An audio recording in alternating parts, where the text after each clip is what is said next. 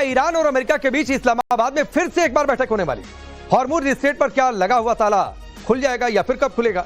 दुनिया को तेल और गैस के संकट से आजादी कब मिलेगी? ऐसे कई सवाल हैं जो सबके मन में चल रहा है, लेकिन आपको इन सवालों के जवाब मिले उससे पहले ही एक और खबर दुनिया भर में तैरने लगी। और यह सवाल उस खबर के साथ कि क्या पाकिस्तान के army chief Asim Munir double game खेल रहे? क्या मुनीर स्पाई एजेंट की अपनी पुरानी भूमिका में वापस आ गए?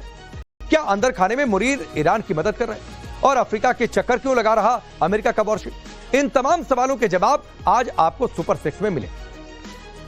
तो इस बड़ी खबर पर चर्चा होगी। अमेरिका और ईरान के बीच बात और तकरार की पहेली अब दुनिया की समझ से बाहर जा रही है। इन दो देशों की तूतू मैमे के चक्कर में पूरी दुनिया पिस रही है। बात यूरेनियम से शुरू हुई थी और हॉर्मुज पर आकर अटक गई। हॉर्मुज खुले, कब खुले और कैसे खुले, इन सारी बातों की चर्चा हो रही है। बीते 24 घंटे में दोनों तरफ से बयानों के तीर चले।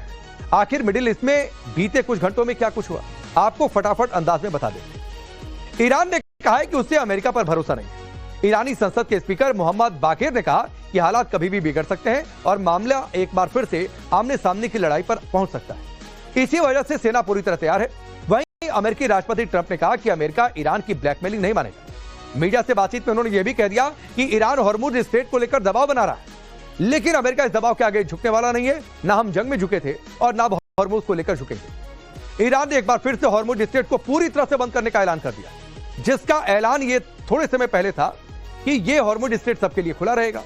लेकिन पिछले 24 से 48 घंटों में स्थितियां बिगड़ गई हैं और उन बिगड़ती स्थितियों के मद्देनजर ईरान ने पहले अमेरिका पर निशाना साधा और उसके बाद हॉर्मुज स्ट्रेट को बंद करने का ऐलान कर दिया। ईरान की नौसेना ने दो टूक कह दिया है कि जब तक अमेरिका उसकी नाकेबंदी नहीं हटाता है तब तक यह अहम समुद्री रास्ता बंद होगा। यानी ईरान ने संदेश दिया है कि हमारे ब्लॉकेट के बदले तुम ब्लॉकेट अगर लगाओगे तो इसे मानेंगे नहीं, और जो हॉर्मुज स्ट्रेट हमने खोला था सीज फायर का सम्मान करके उस हॉर्मुज स्ट्रेट को बंद कर दिया। इससे पहले ईरान ने जहाजों को फीस और अनुमति के साथ गुजरने की इजाजत दी थी।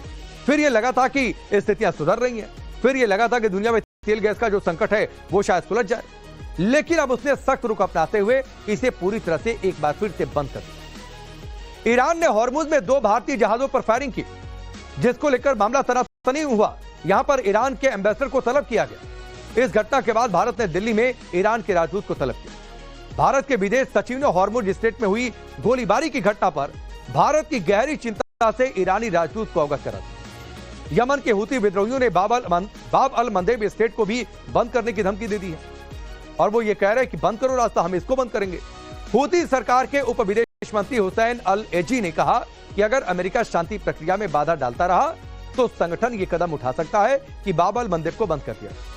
उन्होंने चेतावनी दी है कि अगर ये स्ट्रेट बंद किया गया तो इसे दोबारा खोलना आसान नहीं होगा, इसलिए अमेरिका समझे और सोच समझकर आगे बढ़े। हिजबुल्लाह ने इजराइल के साथ एक तरफा सीज फायर को खारिज कर दिया है। रिपोर्ट जो मिली है उसके मुताबिक संगठन के प्रमुख नईम कासिम ने कहा कि यह समझौता लेबनान के लिए अपमानजनक है और इसे स्वीकार नहीं किया जाएगा।